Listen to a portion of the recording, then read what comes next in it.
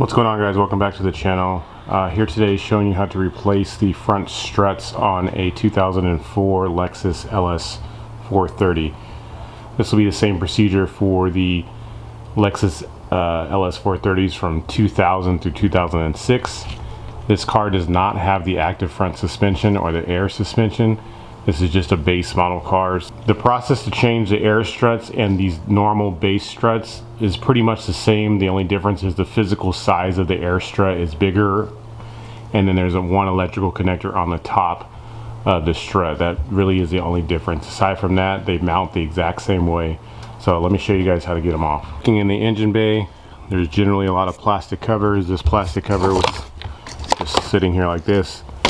There'll be a lot of little plastic tabs on here. This car just didn't have them because they were broken. But there are a lot of plastic tabs, just like, let me show you. Just like this here. Just take a flathead screwdriver and kind of get underneath this little center pin, pull the pin up, and then take the clip out. And you can do that all the way around. The only other pin that's kind of different are these ones right here. Obviously you can see it takes a flathead or a Phillips screwdriver or even a 10mm socket, and you can just spin it left and pull this off. But anyway, I'm doing the passenger side. So if you're doing the driver's side, I've already done this side. So you can just go on ahead and remove that if you need to. Then up here, you'll notice that there are three 14mm nuts here. Don't do anything with these yet. We'll come back to these in a minute. Customer brought me these quick struts. These are awesome to install. You don't have to mess around with spring compressors or any of that. You literally just pull the old one out and put this new one in. So these come, like I said, already pre-installed. It's just as simple as that. So if we're looking at the car here, you'll need to remove just the strut. It's only being held on by one 17mm bolt.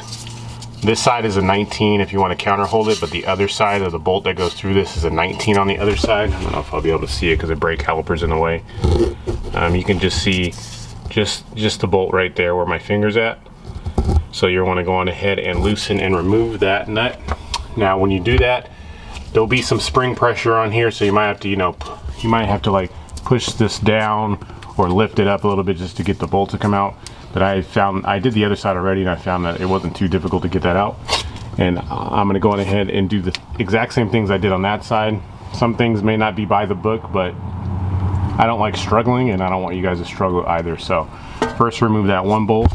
After that, you want to go on ahead and remove this sway bar bolt, which is also just a 17 here. Loosen up this nut, take this washer off. You can pull this whole deal off, and then there's a bolt that will come out. Again, you might have to lift up or push down on this to get this bolt to come out, but it was pretty easy to get that out as well. The next thing you'll want to do is to remove this here bracket. You don't have to disconnect any of the stuff that's on here, just this one 10mm bolt right here, just so you can take it free from this knuckle. And then also up top there, this 110 that's right here where my finger's at, loosen and remove that and take this bracket off of this. The only reason you're doing that is because later on we're gonna have to take this ball joint loose here, and this whole knuckle is going to fall towards you, and you don't want to be pulling on your wires and messing that stuff up. So let me just get working at that stuff, and I'll get right back to you guys in a minute. Last thing we need to tackle is this ball joint right here. So there's just a cotter pin that's in here. If you kind of, well, sometimes they're in here different ways. Sometimes people put them straight in or to the side or however. But if you look on the back of this, there's a small little clip that you'll use a flathead screwdriver to kind of undo. I don't know if I could do this with one hand. I'll try and do it with one hand. I don't think I'll be able to do it with one hand. No, because it's clipped on the other side. I can't do it with one hand. I'll take it off first, and then I'll show you guys what it looks like. After you take it off, this is a 17mm nut. You want to loosen this up. Don't remove it all the way, just loosen it. Let me take the clip off and show you what it looks like. This is the clip right here. If you can see, it has like a little hook on the end right here. You'll need to pry this hook away from the bolt, and then you can push the pin out. So like I said, after this, going ahead and loosen up this here nut, which is a 17mm, and then you can go by whatever method you would like to take this ball joint off.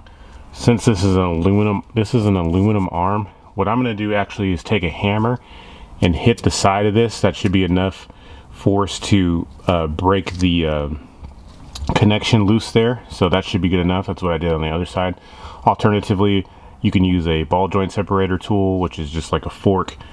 It's a fork that you slide in here and hit it with the hammer. You can use any kind of ball joint tool you would like. The goal is just to get this separated, and that will be it. So let me go ahead and take this off now. The knuckle here is all out of the way and just hanging here. This is why I had you loosen up the wires earlier, otherwise everything will be rested on this. So now we're going to go up top here. All I need to do is loosen these 3/4 millimeter nuts, and then the strut will fall out the bottom. You might need a second person to help you unless you have longer arms. Well, you don't really need long arms, you just need to be strong enough to hold this up while you take the last nut off. Otherwise the strut's just going to fall down, so just be careful of that.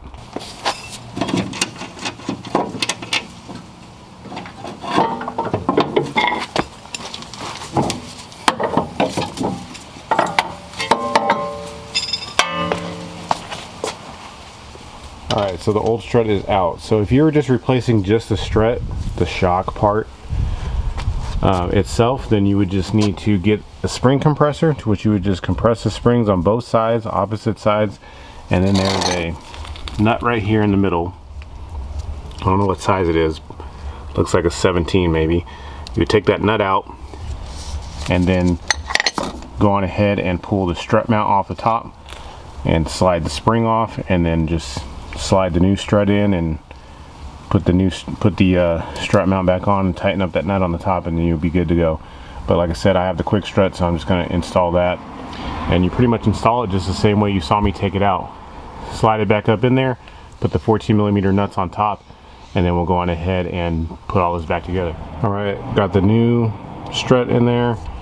Went on ahead and tightened up the 3 14 millimeter bolts on the top, and then I went on ahead and tightened up the lower mounting bolt, which is that 117 millimeter bolt that goes through. I still have to put on this sway bar mount, which is just the one bolt that goes through here, and then you do have to reconnect this bracket, which is the 110 on the top and the 10 right here, and that's literally it. For a first timer, if you're doing this job, I'd say you could probably knock this out in about an hour. If you've done this before, you could probably do this in 20 or 30 minutes. So definitely save you guys some money and try and do this on your own. All you need is a 14 millimeter socket and wrench, a 17 millimeter, a 10 millimeter, and possibly a ball joint separator, or just use a big hammer like I did, and it works just fine. So you don't really need a lot of tools to do this job, but that'll be it. So if you guys have any comments or questions, just ask them in the comment section below. If it's your first time on the channel, please consider subscribing. I appreciate the support as always, guys, and I will see you on the next video.